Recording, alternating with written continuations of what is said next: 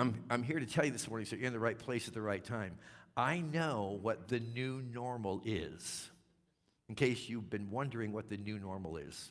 The new normal is that nothing is normal.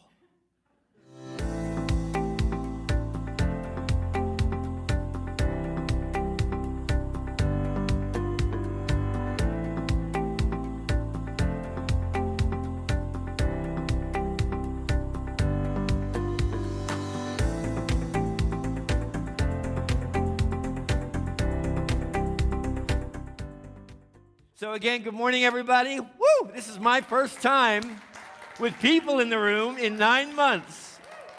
Juan was on the docket for last Sunday, and so we let him enjoy that experience. But wow, my heart is so full. I know I've said this before, but I just want to say it again. The last couple years, we've really come to realize if we thought that Unity on the Bay was a building, we realized leaving the building that it was more than a building. And even the departure of our Sunday gatherings, I still realize we're more than a Sunday gathering. What we are is a group of people that have come together, I believe this with all my heart, by divine appointment, to share in a revelation. It's not my revelation, it's not yours, it's divine revelation. It belongs to all of us collectively. And there's something has strengthened my faith through all of that, realizing, as we often tell you from this platform, you're so much more than you realize. Unity on the Bay, the collection of all of us, is so much more than we realize. It's beautiful. So let's go back to 1966. Lord, that's a long time ago. 1966, when Angela Lansbury, does anybody know who Angela Lansbury is? Okay, that's promising. May not be as chronologically mature as I have believed myself to be.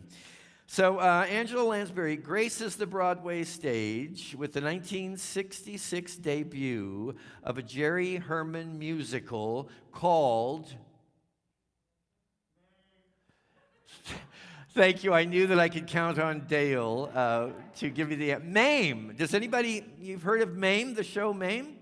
Yeah, Auntie Mame. So Auntie Mame is a great story. Dale and I were talking between services. It's kind of profound, actually, some of the lessons and the insights that it offers. There is a moment, in the storyline where Mame loses everything she owns in the stock market crash of 1929. And she's alone in her house with her nephew, Patrick, and a couple of the people the maids, the house servants. And, of course, she's lost everything that she had, or so she thinks. And there's a sense of despair and hopelessness, and what are we going to do now? And just like in the spirit of this amazing character, Mame, she decides that what we need is a little Christmas. Now, it's way too early in the season for this, but she wants it anyway. So she sings a song, the lyric in part of which is, "For we need a little music, we need a little laughter, we need a little singing, ringing through the rafter, and we need a little snappy, happily ever after. We need a little Christmas now." I could not get that song out of my head all summer long because I was so ready for Christmas. I can tell you I have never, ever in my life been so ready for Christmas as I was this year. It took everything I had to contain myself to not rush into my storage closet and pull those ornaments and those decorations and my artificial tree and just put it up because I wanted what I thought Christmas would bring to me. And I made it as far as the first part of November. It was shortly, like maybe the day after Halloween, where I was in there. I know that's sacrilegious for some people to be putting up Christmas decorations on November 1st. I couldn't help it. I needed a little Christmas, and I needed it now. So the tree was up, the carols were playing, and even a month prior to that, I had gone online to buy my annual ticket to take me home to Kansas City, Missouri, where, as most of you know, my family lives, where I've spent every Christmas with my former wife and dear friend, with my daughter, with my son, and for the last 10 years with my beautiful granddaughter, Ashlyn. And all of a sudden, as the time began to progress, I realized it's possible that this could be the first Christmas I'm not going home in 20 years of living in Florida. And every time I think of it, I get really sad. I get really disappointed. I get sometimes even a little angry because I don't think it's fair. Now, I do understand that this predicament that I'm sharing with you is mild compared to what many people have traversed through during the past year. I get that. But each of us experiences what we experience in our own way and in the way that we need to. And for me, I remember 20 years ago when I left my family and moved to South Florida, I said to them, and I meant it, I said, kids, anytime we want to be together, but anytime we want to be together, we will be. I will never allow distance, geographical location to stand between us. Anytime you want to be with me, you're with me. Anytime I want to be with you, I'm with you. It was a commitment, and I've been very true to that commitment for 20 years. I mean, sometimes it's just the phone rings and it's like, hey, I want to come down. You're here. I will move heaven and earth to make that happen because I love my kids very much. So I realized it's going to be different this year. I realized more profoundly than ever that Christmas for every year is a mixed bag, especially this year, because there are some of us that are not going to have money to give gifts. There's some of us that are not going to be able to gather with family and loved ones that are so meaningful to us. No concerts, no Christmas Carol, Charles Dickens, no celebrations. We may be lonely. We may feel isolated if we haven't already this year. I do realize it's a mixed bag, and yet I also believe at the same time 2020 has been a year that has really invited us, my dear beloved friends, to redefine people and situations in life. We're talking all the time, I'm talking all the time incessantly about spiritual awakening, spiritual awakening. It's in our mission statement. We're dedicated to spiritual awakening, evolution, and action. Sometimes I think we think that spiritual awakening is like, I'm just going to go to sleep one night, I'm going to wake up in the morning and go, oh, wow, what do you know? I'm spiritually awakened. This is really nice. This is really cool. I feel, and then until, you go out into the day just a few hours or whatever and start encountering people and circumstances. Well, maybe I'm not quite as spiritually awake and aware as I thought I was. But I held it for a good 30 minutes. So we think somehow it's this big aha experience. I really do believe that spiritual awakening is just the experience of perceiving things differently. I don't think anything necessarily with spiritual awakening changes out here at all, because I don't think it has to. I think what changes is me. And what changes in me, of me, is my perception. It's my perspective. That's, to me, spiritual awakening. It's like looking at life through a different lens and realizing that I am responsible for the lens through which I am perceiving all experience, all individuals, everything.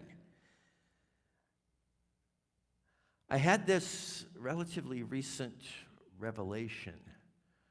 You might not like it. I'm not sure I completely liked it, but I think I'm liking it more and more. The revelation was this. After 2020, absolutely nothing will ever be the same. The past is done. It ain't going to be that way anymore. This shift has impacted me on levels that I can't even express or explain right now, and I don't even know right now. It'll take months. It may take years before I realize how this has really impacted me. Part of it is just because I'm throwing up whatever I need my coping mechanisms to go through whether it's the racial situation, the political situation, whether it's the health and well-being situation. It's never going to be the same. So the question becomes, can I realize it's over? Life as we have known it is done. Can I grieve that? Can I give myself permission? That's why every time I think of not going home, I get all choked up. I'm not going to get in the way of that. That's really important for me to be able to recognize and grieve and feel what I'm feeling and be who I am.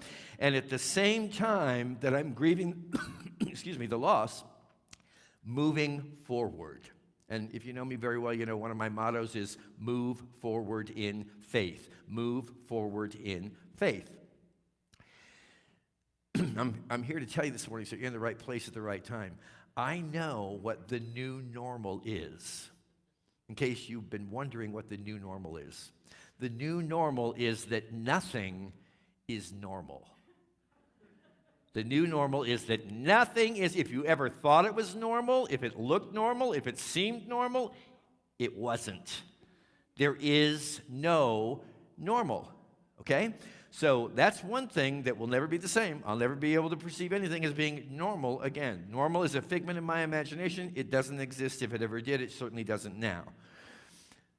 The new normal, I believe, is the capacity to do what Jesus instructed us to do, which was to live as a little child.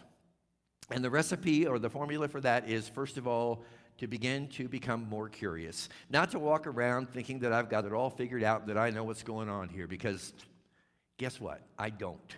I never did, I don't now, and I never will. And that's okay. In fact, I'm designed to walk through life curiously. I wonder what this means. COVID, I wonder what this means. Not going home for Christmas. Now, I can get lost in the grief, and that the situation is not going to work out the way I want it to work out or the way it's worked out for the last 20 years, but I'm just curious what might be here that I've never considered before. Because when you let go of your own prescription of how you think everything has to be, then things are as they are. And as they are is actually better than you wanted them to be, if you're not too attached to what you wanted them to be. So curiosity, anticipation. How many of you believe that it's a friendly universe? How many believe that God is a God of love? If that is true, then we should be able to anticipate everything that's taking place on the field of our experience, whether we can recognize what it's going to be or not. We can anticipate it because we know God is good. You know, oftentimes we get into quagmire because we think, well, this is what I want and this is what's happening. And that's not good because it's not what I want. Really? Maybe if I let go of what I think it ought to be, it can be what it is. And maybe what it is better than what I think it ought to be. Just opening up. Looking at things with eyes of wonder, like you've never seen them before. You know, when you look at your life through eyes of wonder, you'll begin to see things that you never were able to see before. Why? Because you can only see what you want to see, whether you realize that or not. We're always seeing what we want to see. And we're not seeing what we don't want to see. When we move into this state of wonder, we begin to open up. We can see things that we would have sworn were not there before. But they didn't show up out of nowhere. It's just you changed your perception. You changed your perspective. Discovery. Life becomes a process of constant and continual discovery. We think we like to know exactly how everything is going to be, and we walk around acting like we know how it's all going to be. But we don't. This life is a spontaneous process of discovery after discovery after discovery. And the only way you miss out on that is if you're holding on to yesterday's discovery in a way that keeps you from realizing the new discovery that's available to you in this moment. And when you do recognize the discovery that's available to you in this very moment, you're only going to do one thing. You're going to want to celebrate. All of this is Christmas, my friends. Curiosity, anticipation, wonder, discovery, celebration. That's Christmas. Christmas is much more than we think it is. So I decided then, feeling just a little more upbeat, that I was going to redefine what it means to go home for Christmas. Change my perspective. Change my perception. And the very next morning when I woke up, I was scrolling through my YouTube videos looking for something I could meditate to, and I found a meditation by John and my friend Mooji. How many of you are familiar with the work of Mooji? M-O-O-J-I. If you're not, you can go on YouTube and find any number of inspiring messages and lots of powerful meditations. This meditation in particular, though, because I was looking for something for Christmas, kind of anticipating what I wanted to share with you today. And here it comes. He's talking about unwrapping your Christmas present, and he's not talking about a gift per se. Not something you can buy at Macy's or Amazon.com. He's talking about the Christmas present, the present moment of Christmas. How can you open your Christmas present?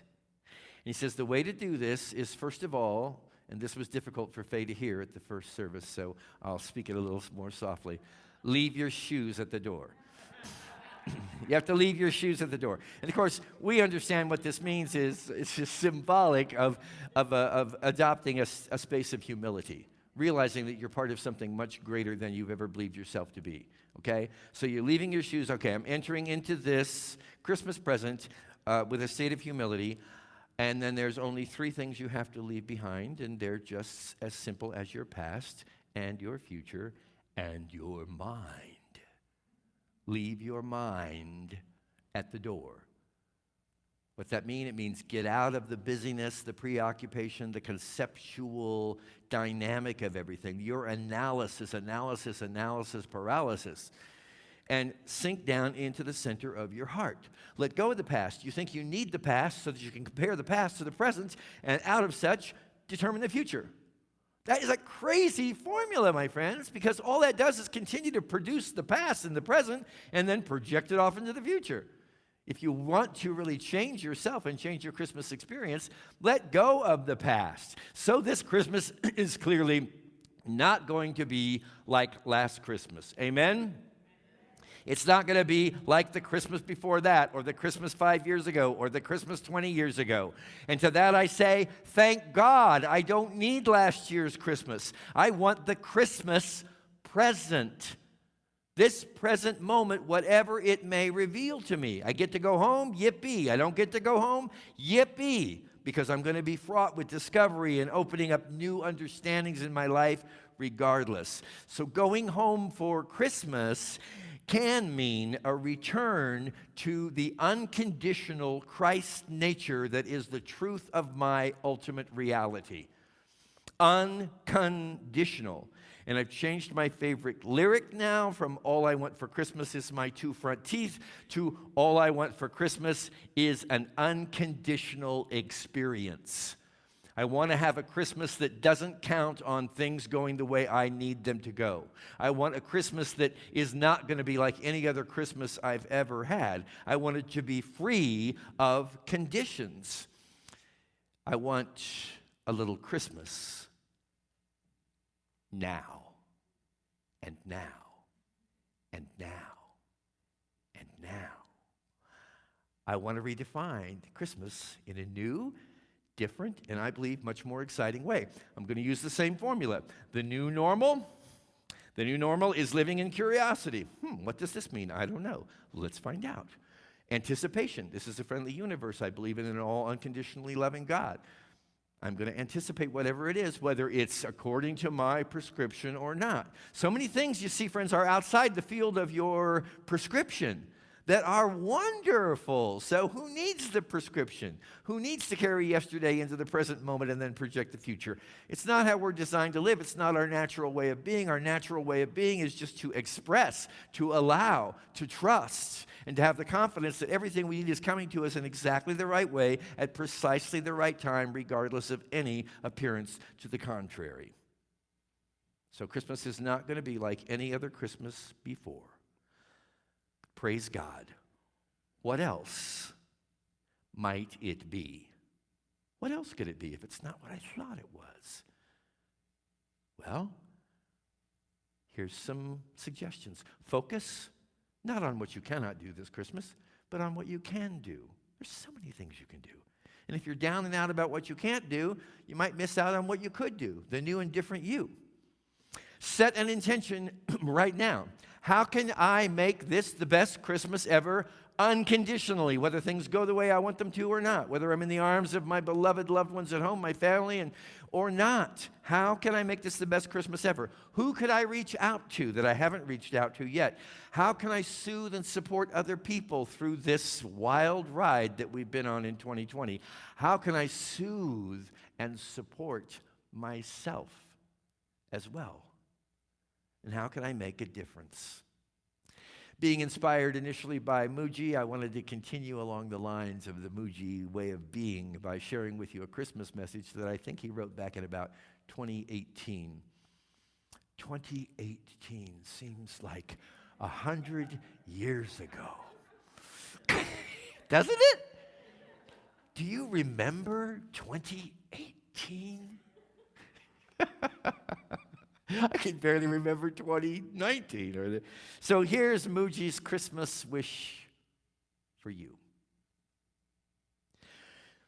Blessed is the Spirit of Christ, so powerful that 2,000 years after the body, this light shines today throughout the world. May all who hold inside their heart the true desire for freedom come swiftly to the recognition of the pure self and be timelessly happy. Wherever you are, may grace wash away the trivia that distract you. May all who you meet on the path of life be transformed through this encounter. May they be so touched by your light, peace, and joy that they are compelled to search within themselves to find the light that they see in you. Let this freedom be contagious. Let this love be contagious. Let this truth be contagious. This is your true responsibility to live out of the fullness of your being. Merry Christmas. Perhaps, just perhaps, my dear Unity on the Bay family, this year has been about more than a contagious pandemic that has plagued our bodies. Perhaps it could be the segue, the launching pad into understanding a contagious state of peace on earth and goodwill toward all that fuels our souls. Of this much, at this point in my life, I am relatively certain. You and I, dear friends, are free to define the experiences of our lives as we choose. We can see them for goodness, we can see them for glory, we can see them for pain, we can see them for suffering, we can see them for loss and sacrifice, or we can see them for ultimate gain around every corner of our eternal journey in this experience. I bow to each one of you for the journey that you have taken throughout the course of your lifetime, to bring yourself into an environment where you are beginning to realize you are the definer of your world. You are the creator of your experience. That's how powerful you are. And we all have the conscious choice to determine how our lives will unfold. And you and I have the conscious choice, regardless of external circumstances, to define and experience Christmas any way we choose. God bless you.